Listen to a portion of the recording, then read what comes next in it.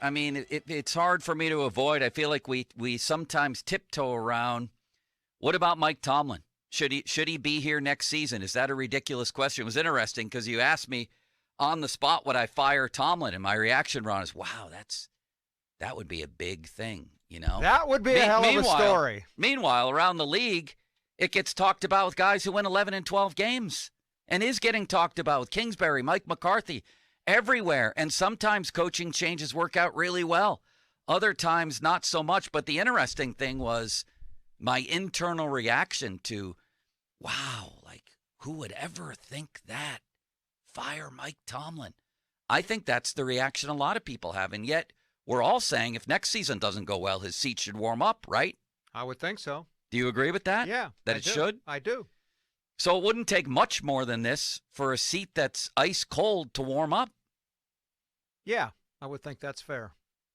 And yet, like you asked me, you said at this point in time, with all this change, why not just do it now if you think it should be done? And that's a fair question. Let the new GM, you don't have. I was going to say let the new GM hire his own coach, but the new GM's not going to be here in time to do that. That's a fair question, but doesn't it also imply that there might be a little rough stretch ahead with the change at quarterback? Oh, I don't think there's any question there could be a rough stretch ahead. So if we already know there's going to be a rough stretch ahead, why would we fire Tomlin after a rough stretch?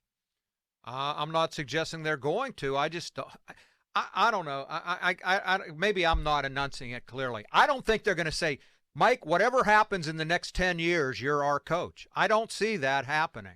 I don't know if No, I don't think that's the topic on the table. It's more like if he keeps going 9-8 every year and not winning playoff games, but doing enough where people say, oh, wow, under Mason Rudolph, you won 9? That's like Duck Hodges and 8. And then the year after, they start to break in a rookie quarterback, and it's like, wow, you won 9 games with a rookie quarterback. You went 8-8-1 with a rookie. And then the year after that, they go. If they win 9 games next year with Rudolph and go to the playoffs, and they win 9 years the next year with a rookie, I'll say he's done a hell of a job. There we go. All things considered. And that's fair. All things considered. And that's fair. And I bet he can. Or not. And I bet he can keep pushing for that 7th wild card spot. I bet he can. Is that enough?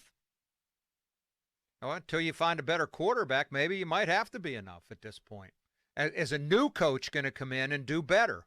That's the other thing. It's always easy for all of us to say, and I've done this too, get rid of this guy. Okay, who are you bringing in? I know. Is he going to be better with Mason Rudolph? Right, and these are all the rationalizations that will keep Mike Tomlin here, for better or worse, for the foreseeable future. I mean, obviously, Art's not going to go up and hand him a 40-year contract, but he sure will hand him another 3-year contract. I don't know about that. If he goes 9-8 the next few years. I don't know about that. We'll see.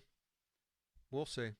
I just don't know what it would take for Art to say, no, he's not our guy, because we all agree that there might be a rough stretch ahead. So if we agree on that and they have a little bit of a rough stretch, why would that surprise anybody? Why would that cause them to fire the coach? It probably wouldn't. So that's 2 more, 3 more, 4 more years. I don't know. 4-1-2. Again, do you want to make the change now and see what if somebody else can do better with a rough stretch ahead? Do I? Yes. No. Okay. Give him 1 more year, but I wouldn't have given him a 3-year extension last year. So what if they have Mason and they go 9-8 next year? Do you fire him then and say that's not 9-8 enough? And get hammered in a playoff game again and give up 45 points? With Mason Rudolph as the coach? Yeah, I'd start to think about it, yes. Okay. I think I probably would at that point. All right. Because then there's a long enough sample size. What would it take for you to fire him next year? I mean, if I see his players just quit on him and total collapse and not play for him, then I would consider it. If they go 4-13 and just have no heart, no fight, no effort, then I would certainly consider it. So it would take just 1 year of them collapsing for your they've opinion to completely change? They've collapsed, in the past at the end, although I still thought they played hard for him. I just have to see it with my eyes, and I think I would be able to tell. I'm not saying that I would even fire him then, but then I would certainly consider it. How about you at 412-928-9370? Steelers have gone 5 years without a playoff win. That's the longest since Bill Austin's final 3 years and Chuck Noll's first 2 years. That's a long, long time. And that's now in a league where it's easier to get in, at least these past couple of years. So, where are my calls for? Oh, here we go. Joe, go ahead. Yeah, the reason why I don't fire the guy, you just look at his contemporaries. Like, Andy Reid got fired in Philly for doing the same thing and didn't become somebody until he got the quarterback. Like, Pete Carroll having the same issues as Mike. Sean Payton, same issues as Mike. People always want to point to Tomlin, but don't want to look at what Roethlisberger's done in the last 10 years. Since that Green Bay Super Bowl, this cat has gotten into the playoffs and sometimes single-handedly put us out of him with some of his questionable decisions throwing the rock. And I really believe if Ryan Shazier doesn't get hurt, we don't chase his position for 2 years, and we're a little further ahead with Ryan Shazier, T.J. Watt, and Bud Dupree. Possibly we get one. And sometimes it's just attrition and dumb luck. And you want a head coach who can control the whole entire program and keep you close enough that when you get that dumb luck to go over the hurdle, you have a shot at it. I don't think he's had a legit shot since 2010. Like, where you have to rebuild a defense on the fly while still keeping the team competitive in a league that's designed to tear you apart anytime you show a little competitiveness. And you get these guys, these new age coaches like your Kingsbury or Sean McVay, who mortgage the next 10 years by trading away all your picks to get the hot free agents. And, like, the Rams don't win it this year, they're cooked for, like, 5 or 6. That's bad coaching to me. So that raises a lot of questions, and I think a pretty good commentary. I thought it was a great commentary, Joe. But there's also a lot of questions about Tomlin as a defensive coordinator, about Tomlin's hiring of people. And you just raised the question, would you rather be – well, let me ask you, would you rather be the Rams and win right now and suck for the next 3 years, or be the Steelers and go 9-8 and get blown out of the playoffs every year? Which would you rather have? I think head coaches are a lot like players. The more they're around, they grow. Like Bill Cowher. Bill Cowher was stubborn. Every year we got to the offs, it was run the ball, play defense. No, you didn't answer the question, though. Would you rather win a Super Bowl this year and suck for the next 3, or be 9-8 every year? I would rather be consistent and always have a chance to push through than to mortgage my future that I know I'm going to be. The Steelers have had 3 losing seasons in the last 30 years. Do you think the Steelers had a legitimate chance to push through the AFC this year?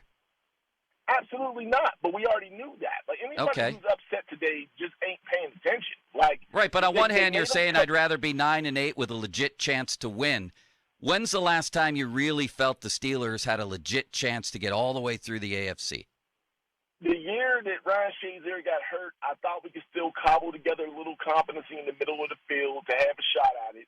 But the quarterback was the team was built to be an offensive juggernaut, and it never came to pass because the quarterback sometimes couldn't be coachable and didn't want to do what it took. You agree with that, Ron? We appreciate the call that the quarterback sometimes couldn't be coachable. As a proven veteran, I mean, I think he's no more stubborn that way than maybe Drew Brees was or Tom Brady is. I think those kind of quarterbacks build up some status within the organization. I wouldn't describe him as uncoachable. No, he changed his whole game plan when Todd Haley came in, even though he didn't want Bruce Arians to leave. You asked the last time I thought they were capable of busting through. For a while, I thought it was going to be last year. Obviously the Jacksonville year when they were 13-3, I thought that team had a chance to win it all. Yes. And they could, I don't know if they'd have beat New England again. They unfortunately were looking ahead to the rematch before the game against Jacksonville, but I thought that team was capable. But his point about Shazier is a good one. Yeah. They've been trying to catch up on that loss ever since then. Yeah, and I remember Tomlin, after he obviously ratified the idea of moving up to draft Devin Bush, telling the world that he was going to be, running the defense, son of a player, was going to be the quarterback of the defense, and that's why I also have to put out there Tomlin as personnel guy, right? He certainly got his hand in it, no doubt.